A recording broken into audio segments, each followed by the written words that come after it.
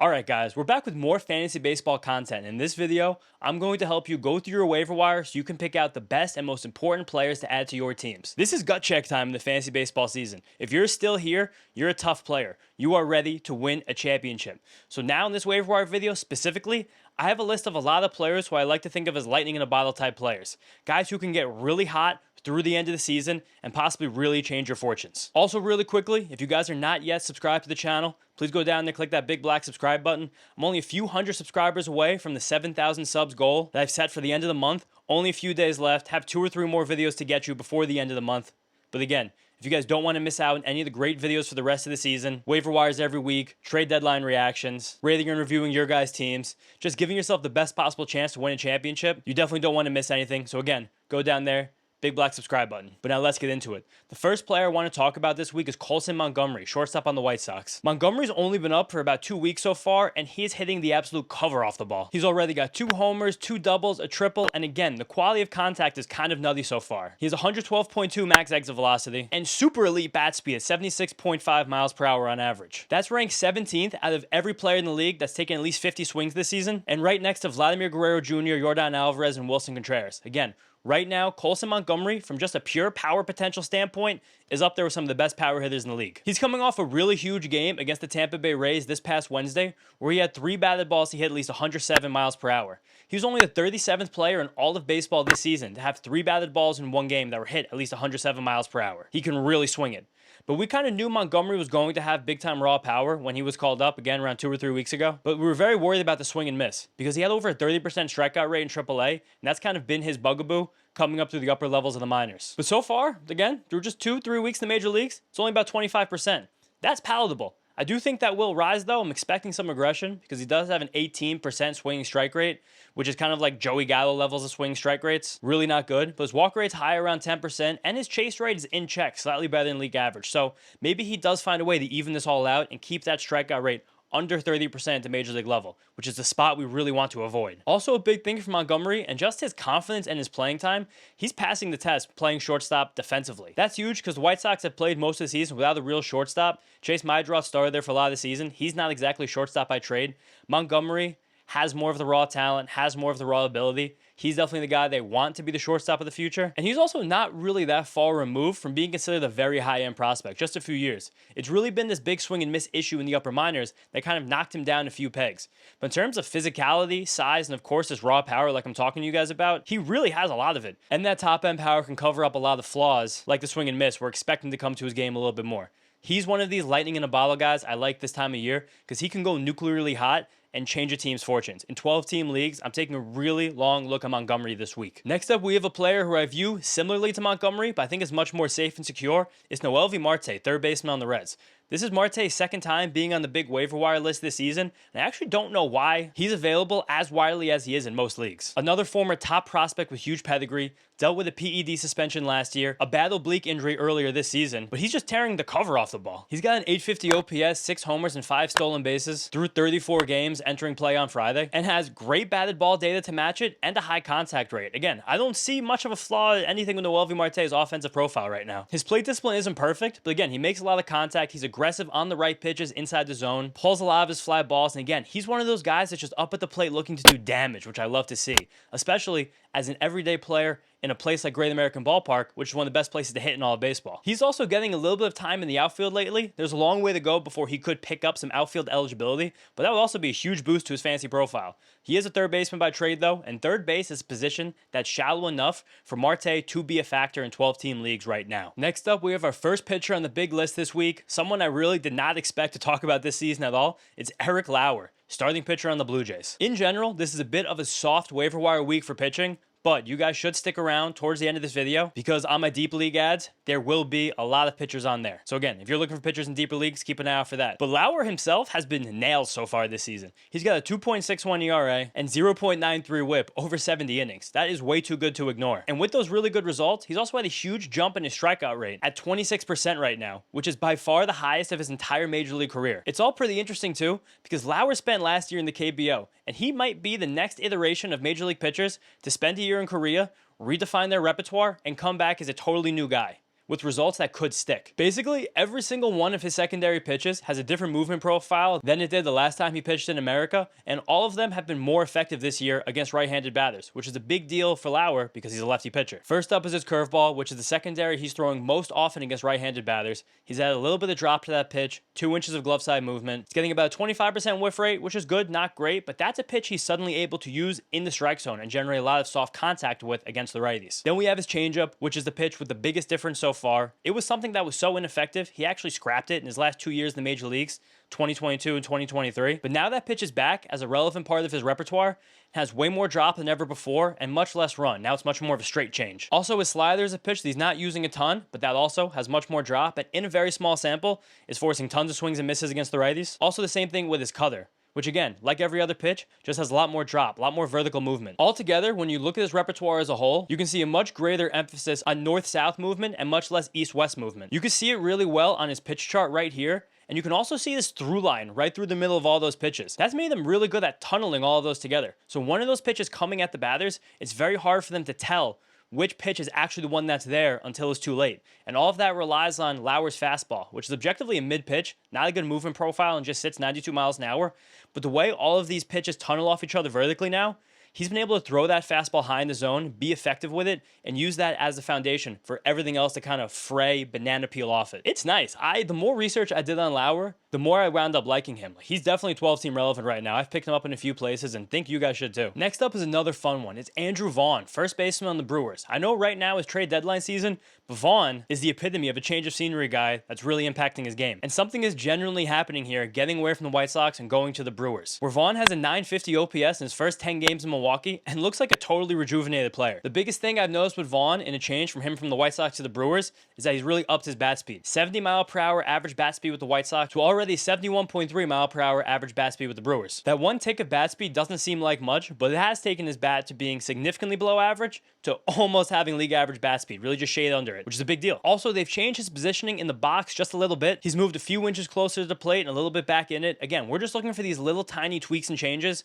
especially when you go from an organization that's known for not exactly being the smartest to one that's known for being very, very smart. And with all these changes, somehow, in just 10 games, a few weeks, also a spell in the minor leagues, the Brewers have coaxed a lot more patience out of Vaughn. He's always been a bit of a free swinger. His approach left a lot to be desired with the White Sox. In fact, he didn't draw a walk for the last 18 games he played with the White Sox this season. But in just 10 games with the Brewers entering play on Friday, Vaughn had a 16% walk rate, much higher than his average this season, especially with the White Sox, and is more walks than strikeouts so far with the Brewers. I don't know how they've done this so quickly, but this newfound patience by Vaughn has helped him again elevate his game to a new level. It is also such a huge boost mentally to go from a team that is so bad to a team that is so good. Because of one, just the mentality of getting up every single day and being part of a pennant race, but two, getting, much better information, much better prep with a team again that is smart compared to a team that is a little stupid. We've seen the same level of invigoration, rejuvenation with guys like Gavin Sheets and Yohan Moncada this season too. Getting off the White Sox, just going somewhere else, having a little bit more fun playing the game. And the bottom line, Vaughn is a guy who was a high draft pick, high prospect pedigree, who's now making good swing decisions and has better than league average power. You put all those things together and you might have a top 12 first baseman rest of season. I'm keeping an eye on him in 12-team leagues. I'm not, jumping on this immediately. If it's anything deeper than the 12-team league, I am jumping on it, but definitely noticing what's going on with Vaughn right now. Next up, we have maybe the hitter that's been mentioned on this channel the most this season. It's my guy, Brett Baty, third baseman on the Mets. I think this is his second, maybe his third time being on the big list in the waiver wire video, but I just can't go away because Baty keeps getting better. And I still think he hasn't gotten the recognition he deserves outside of the Mets universe. Since he came back from the minor leagues in the first week of May, he has a 775 OPS over 200 plate appearances. Good. And that's come with 10 home runs and 4 stolen bases. Also good. You extrapolate that over a full season, you have near 30 homer power with over 10 stolen bases, while also having league average walk rate and a league average strikeout rate over that same time. But then also, if you just look specifically at Baty's last month of play, he has almost a 900 OPS, with even more walks and even fewer strikeouts. There's a lot of incremental growth happening here with Baty, and that starts with just having some of the best raw power in the whole league, 90th percentile bat speed, a very high barrel rate, a very high hard hit rate, and he pops in the metric I told you guys about last week in the breakout hitter video.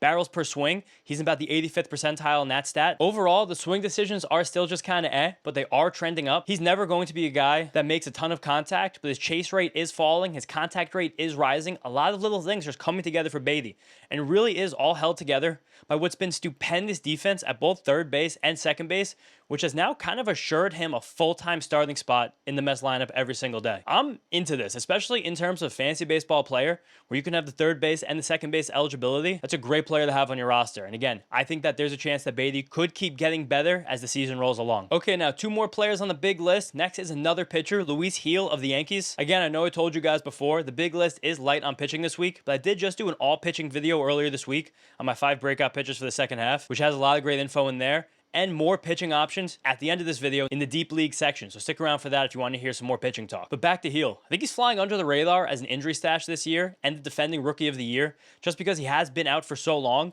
But he has been rehabbing very slowly for months and months, starting a throwing program towards the end of April, and now in almost a full month of rehab starts with the Yankees minor league teams. Just worked up to 67 pitches in AAA last week, so I do think a return is imminent, either this week or the week after that. It's coming soon. And there were periods over last season where he honestly looked like one of the 30 or 40 best pitchers in the game. Again, he won the American League Rookie of the Year and had a 3.50 ERA, 27% strikeout rate, and during the first half, he was basically unhittable. That 3.50 ERA and 27% strikeout rate had a lot of regression in the second half. I think a big reason for that too was because the Yankees really leaned on Gil after he'd barely pitched a few years before, just because there were a lot of injuries, Tommy John surgery, a lot of stuff going on with him. But he was so nasty last year with an upper 90s fastball that lived at the top of the zone, a really just disgusting slider, tons of swings and misses on it, and a changeup that I think was better than people gave him credit for with that pitch. So again, all those things come together. Yankees need him back in the rotation soon. Definitely got his 12-team viable. But one quick word of caution about Gil. In these rehab starts, he has been sitting more between 94 and 96 miles an hour compared to last year when his fastball was sitting between 96 and 99 miles per hour. Maybe that's just him taking it easy. Maybe that's just where the velocity is right now. I would be kind of concerned if he came back and was sitting 94. So again, word of caution, but it's worth the risk to put him on your roster right now. All right, last guy in the big list is Francisco Alvarez, catcher on the Mets. Alvarez has had a real injury-riddled last 2 seasons. After hitting 25 homers as a 21-year-old catcher 2 years ago and just looking like a downright phenom, he's had some wrist injuries, some hand injuries. He broke his hamate bone. He tore a ligament in his thumb. It's been kind of a disaster the last 2 years from Alvarez. But that shouldn't let us forget the crazy potential he has. And I think a lot of people are overlooking him right now because just a month ago, the Mets actually sent him back down to the minor leagues. He was having some real focus, concentration issues on defense. He was all over the place at the plate.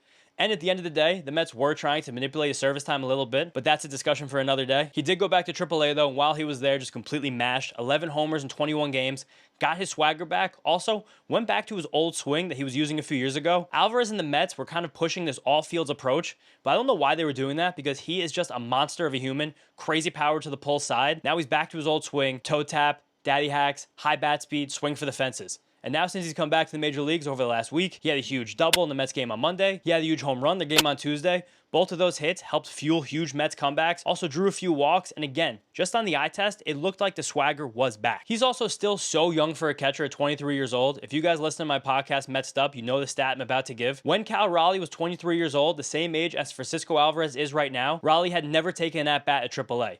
It's amazing what Alvarez has done in his career to this point for a catcher, and it's easy for us to forget that in terms of power potential for a catcher, Alvarez has some of the best in the league. He's probably a fringy top 12 catcher in the league right now, and if he does catch fire, could really change your fortunes over the rest of the year. Another huge lightning in a bottle type of player. All right, now that is the end of the big list, but as I do every week now, I have some breakout sections for you guys that either play in shallow leagues or deep leagues or just want to get some more information in. So first up is for you guys who play in shallow leagues. It's a list of players that aren't rostered enough in ESPN leagues. Starting with Nick Lodolo, coming off a complete game shutout, like kind of blatantly a top 35 pitcher in the league at this point, and only 64% rostered. That's way too low. Then similarly, 2 big breakout power hitters, Kyle Stowers at 50% and Nick Kurtz at 45%.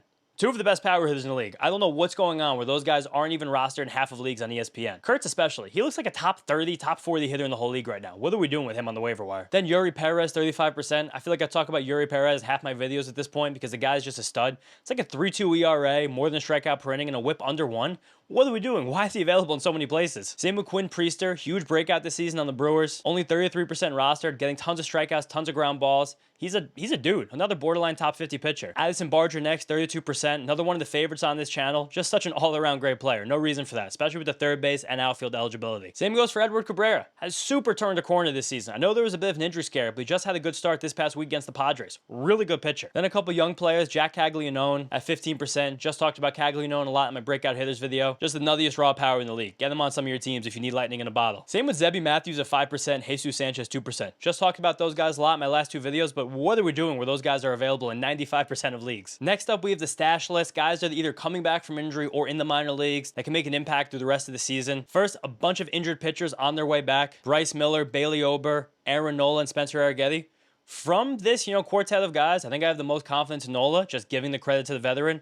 But any of these guys can kind of go on a heater down the stretch. I do like Arrighetti a lot too, because he had the least significant injury. I guess Nola had the least significant injury, but he was also so bad to start the year. Same with Ober, he was bad. All these guys have kind of either been bad or just been hurt the whole time, but a bunch of guys worth having on your roster just in case things click back. Then some guys coming back from some more serious injuries that I'm a bit afraid of. Shane Bieber, Grayson Rodriguez, and Kyle Bradish. I'm a little bit more scared of Rodriguez. There's been a lot of setbacks. I don't know what's going to happen.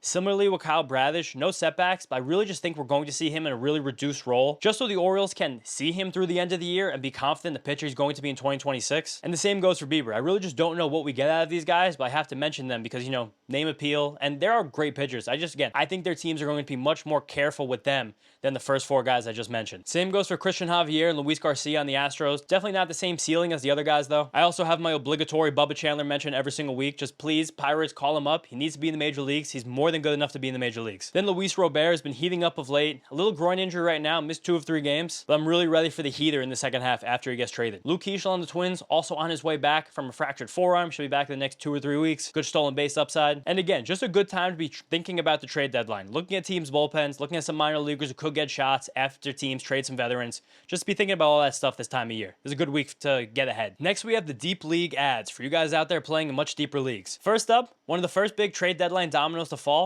Ryan McMahon going from the Rockies to the Yankees. I know McMahon's been a disappointment this season. High strikeout rate, low batting average. I think he's going to be invigorated playing in the first pennant race of his entire life. I like the skill set. I like the pull fly balls in Yankee Stadium. I think he's going to be a good piece for that team down the stretch. Then Adrian Del Castillo, recently promoted by the Diamondbacks. He is catcher eligible, which I love, but not playing catcher. They like the bat enough to use him at DH, which they should. Incredible bat to ball metrics, crazy power. And the Diamondbacks trading Josh Naylor opens up first base for Pavin Smith when he comes back from injury, which opens up DH possibly for Adrian Del Castillo for the rest of the season. Definitely a fringy top 12 catcher. Robert Garcia on the Rangers too. Might be sliding into the closer's role there for you guys looking for saves. John Rave on the Royals. First of all, elite last name, big Rave guy. He's basically playing against all right-handed pitchers. For a corner outfield that's just totally shot. He's been a good boon to it. And really good bat speed and doesn't chase a lot. Kind of sneakily, some good stuff going on under the hood with Rave. Then Patrick Corbin, can't believe he has an ERA that's like 3.6 through all these innings this season. Been a steadying force for the Rangers rotation. Looking good doing it. Matt Shaw, he's just kind of starting to pull his fly balls a little bit. I still don't really like Shaw, but there's a chance again he could be one of these lightning in a bottle guys. As a really good prospect with really good pedigree who has a full-time job and a really good lineup, as long as the Cubs don't trade for another third baseman this week. Troy Melton, fun starting pitcher spec on the Tigers, getting a shot there because their rotation's dealt with a lot of injuries recently. Sits 97 with a deep pitch mix led by a slider. Just a lot of good secondaries, a good sinker. A lot of good stuff going on for Melton, despite getting hit kind of hard in his debut. Similarly, Jacob Latz on the Rangers, a lefty with a fastball, has really good hop on it.